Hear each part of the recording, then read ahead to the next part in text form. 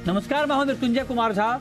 शाम के 5:30 बज चुके हैं और अगले आधे घंटे तक आपके सवालों का सबसे बड़ा मंच तैयार है। अगर आपने कमोडिटी में ट्रेड किया है या फिर नया ट्रेड करना चाहते हैं, जानना चाहते हैं कि आपके लिए कहां पर कमाई के मौके बनेंगे, तो आप सवाल पूछिए। नंबर आप नोट कर लें 02223001634। इसके अलावा आप 02223001635 पर भी अपना सवाल पूछ सकते हैं।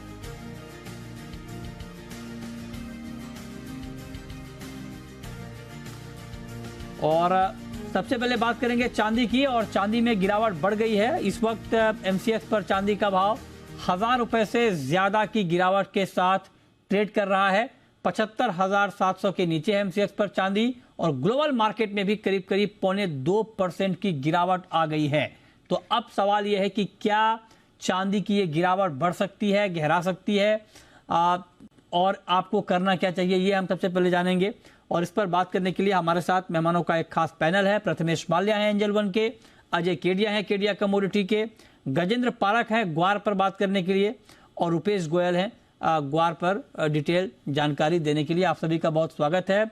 लेकिन मेरा सबसे पहला सवाल प्रथमेश माल्या जी आपसे ये होगा कि चांदी में गिरावट क्यों बढ़ी है और क्या ये गिरावट और बढ़ सकती है? आई थिंक नमस्कार Mrityunjay ji. Clearly dollar strength, commodities weakness, ये काफी अच्छी तरीके से कोरिलेशन बैठ रहा है। उसके अलावा मोमेंटम कहीं ना कहीं थकते हुए दिखाई दे रहे थे, और ऊपर वाले भाव पे कहीं ना कहीं रेजिस्टेंस दिखाई दे रहा था आपको। और मेरे ख्याल से यहाँ पे करेक्शन थोड़ा सा कंटिन्यू होते हुए दिख सकता है आने वाले ट्रेडिंग सेशन में। मेरे ख्याल से ये गिरावट 74,500 तक देखने को मिल सकती है। मेरे ख्याल से ये गिरावट 74,500 तक देखने को मिल सकती है। ट्रेडिंग पर्सपेक्टिव से 75,700 पे चल रही है कमोडिटी, यहीं पे सेल करने की सलाह रहेगी। 76,500 का स्टॉप रहेगा, नीचे में टारगेट 74,500 की रहेगा। ठीक है, तो ये राय आपके है चांदी पर।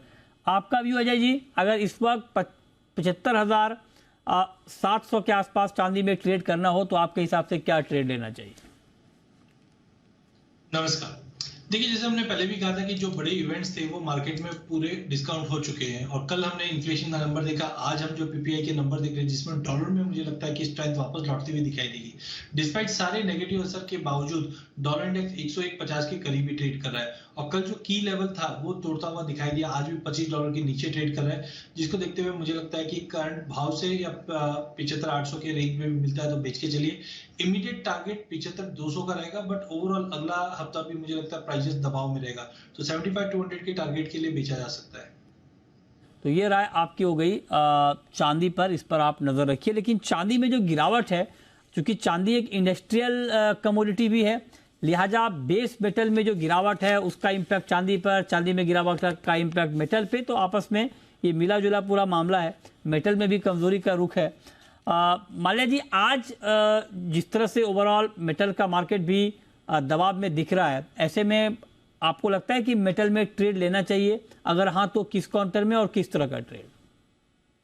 आई थिंक दो काउंटर में यहाँ पे ट्रेड लिया जा सकता है। कॉपर में 735 के पास ट्रेड हो रही है, इसको 737 के आसपास सेल करना है, 742 का स्टॉप लगाना है, नीचे में 730 के टारगेट रहेंगे।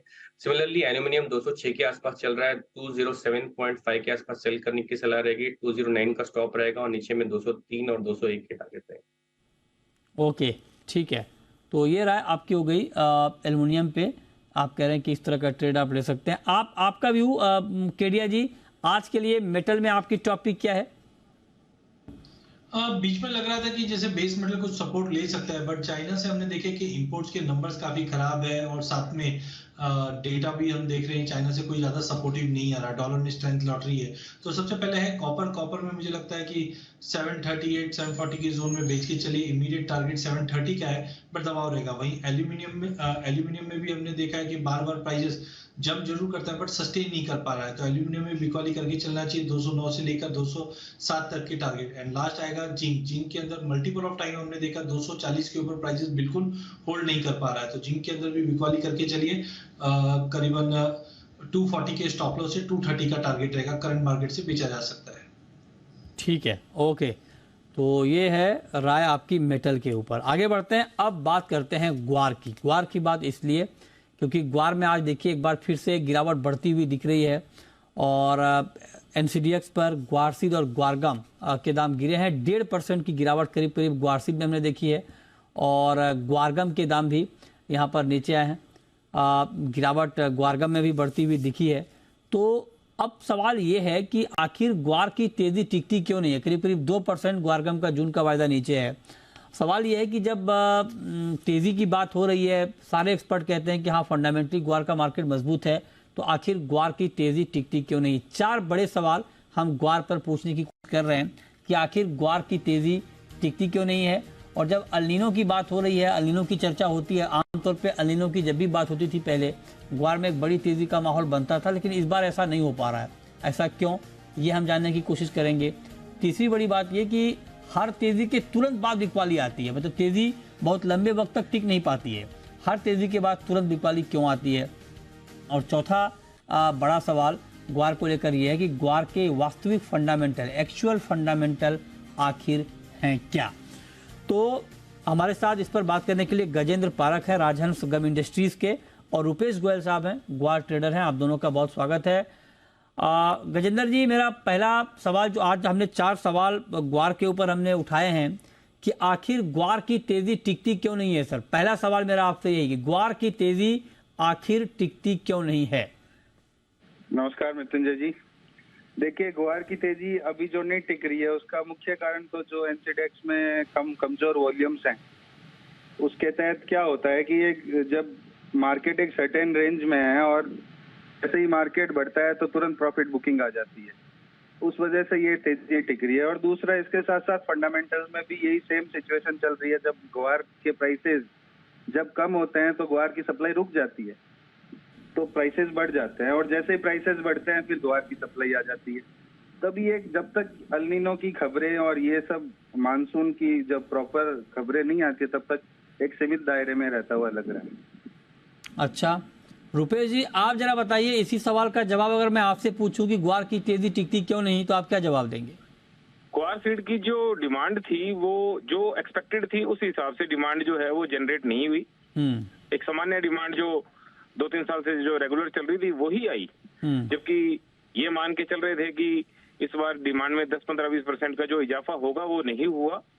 और दूसरा, साइड बाजार जो सरसों चने पिछले 1 साल से जो व्यापारी जर्नी होल्ड करके बैठे हैं, तो उसमें उन्होंने काफी नुकसान किया है। तो ग्वार जो 2-3 साल 4 साल से जो होल्ड करके बैठे थे, तो वो सप्लाई जनवरी फरवरी मार्च में आई बाजार में, तो उसने पूर्ति कर दी। लेकिन सबसे बड़ा कारण मैं सप्लाई की बजाय डिमांड साइड मानूंगा कि डिमांड जो है वो साधारण रही, बढ़िया नहीं। अच्छा, आप कहें कि डिमांड उतनी अच्छी नहीं रही जितनी उम्मीद थी।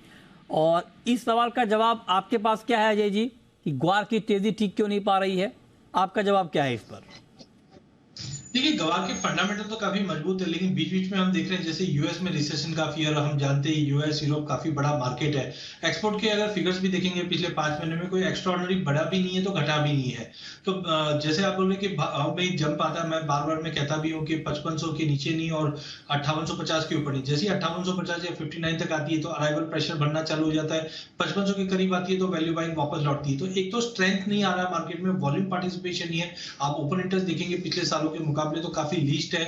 और वहीं ग्लोबल मार्केट में भी जिस ढंग से यूएस से भी अपडेट्स आ रहे हैं, कभी देख रहे हैं कि इंप्रूवमेंट आते हैं डेटा के अंदर, कभी बिल्कुल ही खराब। तो ये सब असमंजस वाली स्थिति बना रही है। इनफैक्ट सबसे सरप्राइज तो ये था कि मानसून में जो एल नीनो का हमने इम्पैक्ट देखना चाहिए था प्राइसेस में, वो भी नहीं दिखाई दे रहा है। तो वो दर्शाता है कि मार्केट के अंदर पार्टिसिपेशन बिल्कुल नहीं आ पा रहा है। तो टाइमिंग मुझे लगता है एक बड़ा ट्रिगर और चाहिए, रिक्वायरमेंट है वॉल्यूम पार्टिसिपेशन। अभी जिस ढंग से जीरे में गिरावट आ रही है तो हो सकता है पार्टिसिपेशन ग्वार में भी शिफ्ट होता हुआ दिखाई दे, बट टेक्निकली थोड़ा मेरे को लगता है कि 59 के ऊपर निकले तो एक ब्रेकआउट अच्छा देखने मिल जाएगा। ठीक है, ओके। तो पहला सवाल तो ये हो गया। तो ये फंडामेंट की तेजी क्यों नहीं टिकती है, इसके पीछे अलग अलग राय आई है। दूसरा सवाल यह है कि अल नीनो की आशंका के बावजूद, कई सारी एजेंसियों ने अल नीनो की आशंका जताई है, उसके बावजूद ग्वार में ठीक ठाक तेजी क्यों नहीं दिख पा रही है, इसका जवाब आपके पास क्या है गजेंद्र जी। संजय जी, जो अल नीनो की खबरें हैं जो अल नीनो की खबरें आज के समय में आ रही है उसका ग्राउंड पे अभी तक रियलिटी में आने में वक्त लगेगा। उसी वजह से मार्केट अभी वेट एंड वॉच की स्थिति में है। और दूसरा, अजय जी ने कहा जैसा कि पार्टिसिपेशन कम है, तो वो भी एक मुख्य कारण है कि ये सब जो, क्योंकि ये बहुत सेंसिटिव खबरें हैं मृत्युंजय जी। अल नीनो की खबरें में हमेशा ही मार्केट ने रिएक्ट किया है, मतलब मानसून को लेके जब भी कोई छोटी से बड़ी खबर आई है उसको हमेशा ही रिएक्ट किया है। और हम भी ये शॉक्ड हैं कि मतलब इतनी बड़ी खबर और मार्केट एक रेंज सीमित दायरे में है। अभी शॉक्ड हैं कि इतनी बड़ी खबर फिर भी मार्केट अच्छा परफॉर्म नहीं कर पा रहा है। तो गोयल जी, अब तीसरा सवाल मेरा ये है कि ये तो ठीक है, चलिए फंडामेंटल या जो भी बात हो रही है उसका इम्पैक्ट होता है, लेकिन हमने ग्वार में देखा है पिछले कुछ दिनों में कि जब भी मार्केट ठीक तरीके से ऊपर जाने की कोशिश करता है अगले ही दिन बिकवाली आ जाती है और ठीक ठाक बिकवाली आ जाती है। तो हर तेजी के तुरंत बाद बिकवाली क्यों आ रही है? मतलब जो लोग बेच रहे हैं या शॉर्ट कर रहे हैं, या मान लीजिए किसी ने बाय किया और बेच दिया इंट्राडे में कल, उनके मन में क्या चल रहा होगा कि वो अचानक निकल जाते हैं मार्केट से या फिर शॉर्ट करने लगते हैं? जी, मैं जो अल नीनो की बात चल रही थी ना, अल नीनो की जो खबरें हैं ना वो प्री मैच्योर आ गई। मतलब जुलाई अगस्त सितंबर में अपना साउथ वेस्ट मानसून आता है और बिजाई का जो समय है वो अपने 15-20 अगस्त तक का होता है।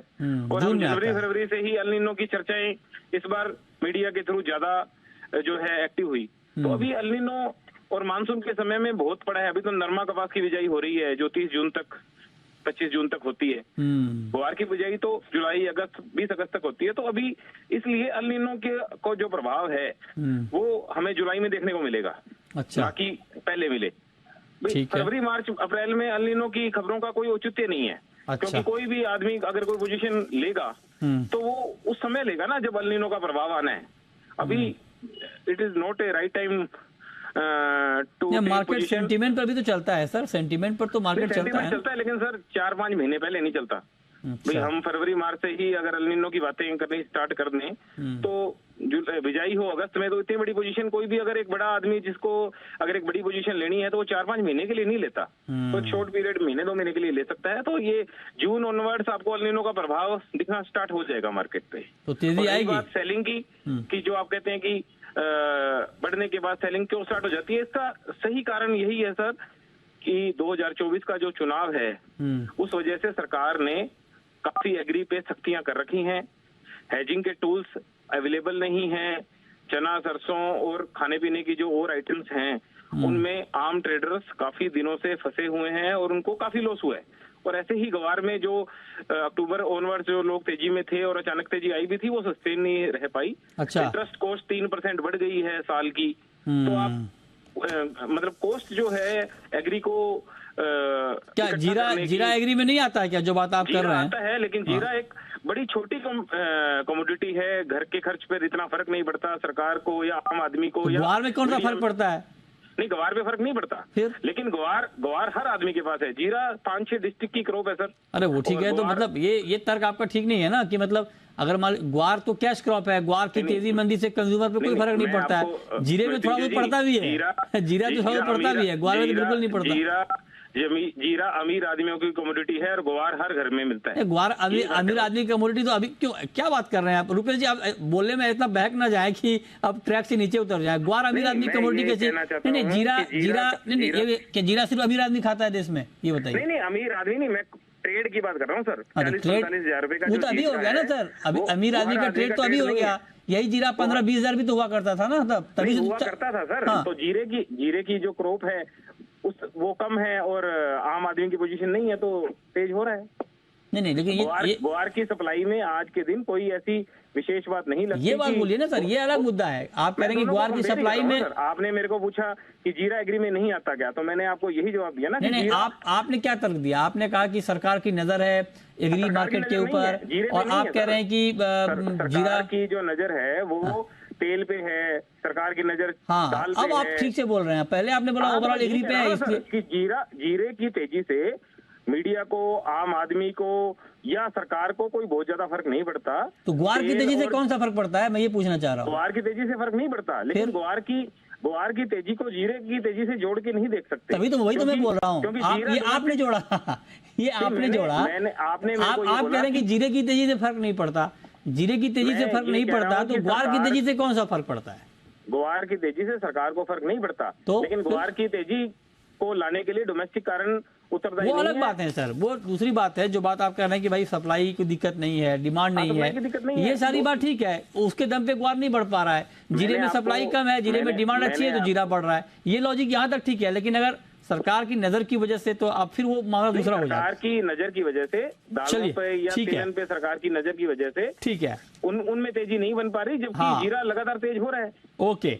अब चौथा सवाल मेरा आपसे ये है अजय केडिया जी, कि आखिर एक्चुअल फंडामेंटल ग्वार के हैं क्या, जिसकी बात बार बार हो रही है लेकिन मार्केट पर कोई इंपैक्ट दिख नहीं रहा है। तो ग्राउंड पर क्या फंडामेंटल है ग्वार के? देखिए, सबसे पहले सबसे इंपॉर्टेंट होता है कैरी ओवर स्टॉक। तो पिछले साल हमने देखा कि एरिया डेफिनेटली बढ़ा है, बट पिछली बार हमने देखा था कि अक्टूबर में जब एक्सपेक्टेशन थी वो करीबन 1.5 लाख बोरी के आसपास थी, जो जिसकी वजह से मार्केट में दबा। अभी भी प्रोडक्शन देखें तो पिछले साल के मुकाबले अच्छा था। कैरी ओवर स्टॉक गवार का ऐसा रहा है कि जब भी भाव में तेजी आती है इमीडिएटली मार्केट में अराइवल बढ़ जाती है। तो अभी भी कैरी ओवर स्टॉक कितना है वो बोलना थोड़ा मुश्किल है, और प्राइजेस उसी की वजह से हम देख रहे हैं कि ऊंची भाव पे बिकवाली बढ़ जाती है। तो टाइमिंग मुझे लगता है कि इस बार की जो स्विंग फिगर्स रहेगी वो काफी इंपॉर्टेंट है, क्योंकि कैरी ओवर स्टॉक पिछले 5 साल से कंटिन्यू हम देख रहे हैं कि प्रोडक्शन भी घटते जा रहा है, और डिमांड मुझे लगता है कि रिसेशन के फियर के चलते डिमांड भी नहीं निकल नहीं पा रही, इसलिए ये डेडलॉक सिचुएशन बना हुआ है। बट होप सो कि जून के बाद चीजें इंप्रूव होगी और मानसून का जो ट्रिगर है वो काफी बड़ा ट्रिगर रह सकता है गवार के लिए। ओके, ठीक है, मानसून का ट्रिगर, बड़ा ट्रिगर बिल्कुल जाहिर तौर पे होगा।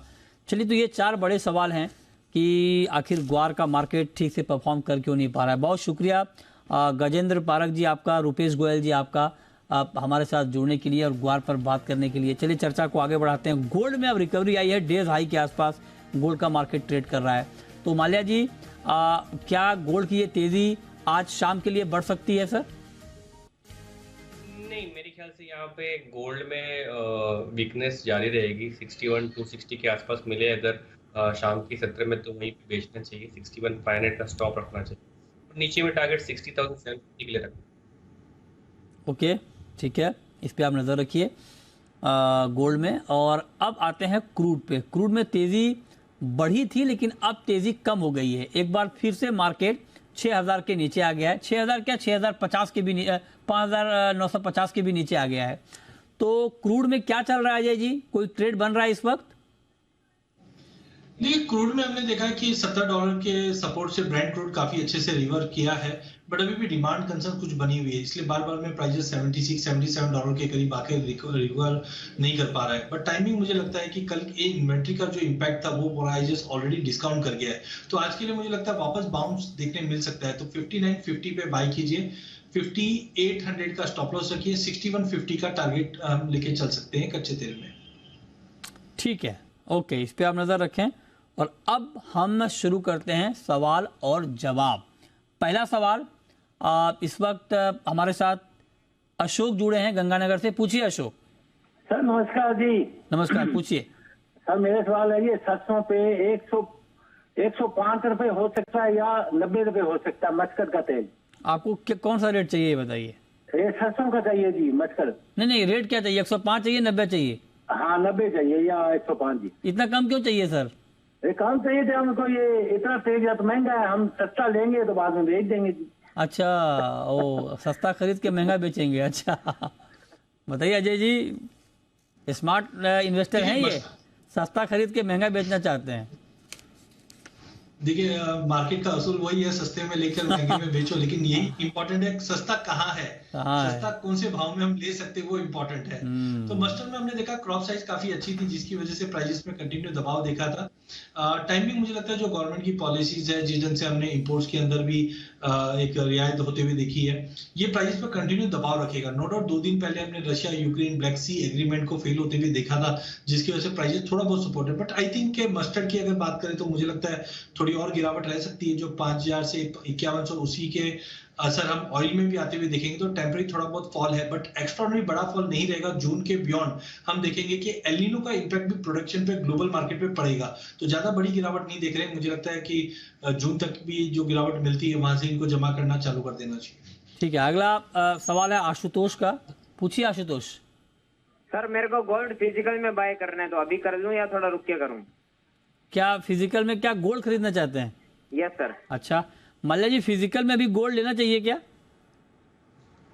अगर इनका इंटेंट है रिटर्न्स लेने का तो रुकना चाहिए। अगर इनका इंटेंट है ज्वेलरी खरीदने का तो इनको भाव को नहीं देखना चाहिए, बिकॉज ज्वेलरी खरीदना है तो it is need based. So irrespective of the price आपको गोल्ड खरीदना है, बट अगर आपको रिटर्न पर्सपेक्टिव से देखना है तो आपको थोड़ा वेट करना है। ठीक है, अनिल हैं आप हमारे साथ, नेक्स्ट कॉलर राजस्थान से। पूछिए अनिल जी। सर मुझे अगले 2 महीने के लिए चने पर व्यू चाहिए, क्या रेंज रहेगी चने की? अगले 2 महीने के लिए चने पर आपको व्यू चाहिए, ओके। अजय जी बताइए 2 महीने में क्या रहेगा चने का प्राइस?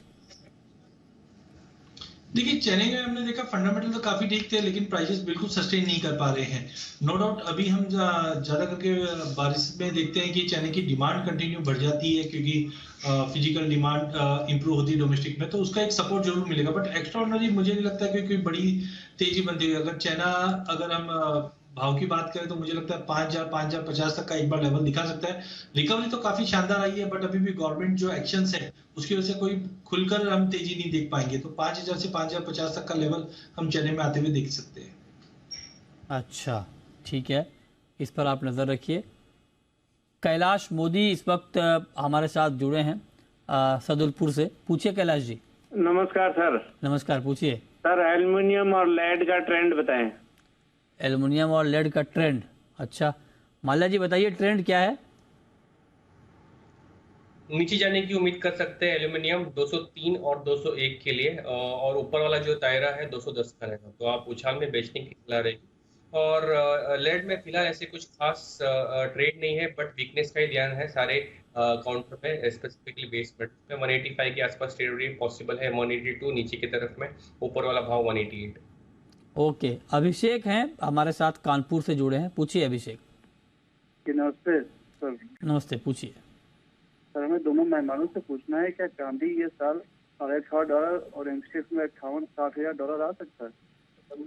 $60,000 रुपया 60,000 रुपए एमसीएक्स पर, अच्छा बताइए अजय जी।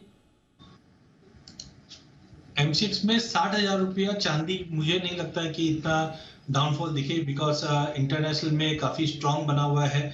और जो फैक्टर है कि हम देख रहे हैं 90% गुंजाइश है कि जून में फेड इंटरेस्ट रेट हाइक नहीं करेगा, तो टेम्परेरी जो फॉल है वो है। मुझे लगता है इनको 22 मिनिमम, अगर 70,000 तक का भी लेवल मिलता है तो इनको बाइंग करके चलना चाहिए। ज्यादा बड़ी मंदी नहीं, मेरे को बेस लग रहा है कि 68 से 70,000 का बेस रहेगा। ईयर एंड तक 90,000 का लेवल जरूर दिख सकता है, तो ऐसे टाइम पे आप ऑप्शन के जरिए भी ट्रेड कर सकते हैं। 70,000 का पुट बेच दीजिए, 525 रुपए का भाव है। अगर 70 आएगा तो आपको डिलीवरी मिल जाएगी चांदी की। इनकेस अगर चूक भी जाते हो तो 525 रुपए डेफिनेटली आपको ऑप्शन के जरिए मिल सकते हैं। ओके, तो इस पर आप नजर बनाकर चलें। अगला सवाल है पवन का, हरियाणा से। पूछिए पवन जी। सर नमस्कार जी। नमस्कार, पूछिए। 7,000 पे जून का धनिया लॉन्ग किया है और 5,550 पे जून का गुआर सीड लॉन्ग किया है, क्या करना चाहिए? 7,000 पे धनिया लॉन्ग किया, 5,550 पे ग्वार सीड। बताइए अजय जी, रुकना चाहिए अभी? सबसे पहले गवार है, गवार में हमने 5850 का ब्रेकआउट का वेट करना चाहिए। आज गिरावट जरूर है, बट हमने पहले भी देखा है कि 5600 के नीचे नहीं जा रहा, 5850 के ऊपर नहीं जा रहा। जून वाइदा का 5800 पे ले रखा है तो बिल्कुल बने रहिए। 5850 का लेवल तोड़ने पे 6050 से 5100 का लेवल मिल जाएगा। कमी वन धनिया में हमने देखा पिछले साल इंपोर्ट काफी ज्यादा थे, जिसकी वजह से प्राइसेस ने काफी बड़ी गिरावट ली थी। अब मार्केट में एक बेस बन के रिकवरी जरूर आ रही, बट ध्यान रखिए अराइवल प्रेशर कंटिन्यू मार्केट को टॉन्ट करता रहेगा। तो 7200 तक का लेवल एक बार हम देख रहे हैं, बट वहां से अराइवल प्रेशर की वजह से प्राइसेस में दबाव फिर से बनेगा। बट घूम फिर के 6800 से 7200 का जो रेंज है वो अगले 1.5-2 महीने तक कंटिन्यू रहेगा। बट ये लेवल पे अगर लंबे अवधि के लिए लेके चलेंगे तो बेहतरीन रिटर्न मिल सकते हैं। ठीक है, ओके। 6,856 ये कोरिएंडर का जून का ताज़ा भाव है और 112 रुपये नीचे आज बंद हुआ है। बहुत शुक्रिया अजय जी आपका, माल्या जी आपका जुड़ने के लिए, बताने के लिए कहाँ पर ट्रेड के मौके बन सकते हैं।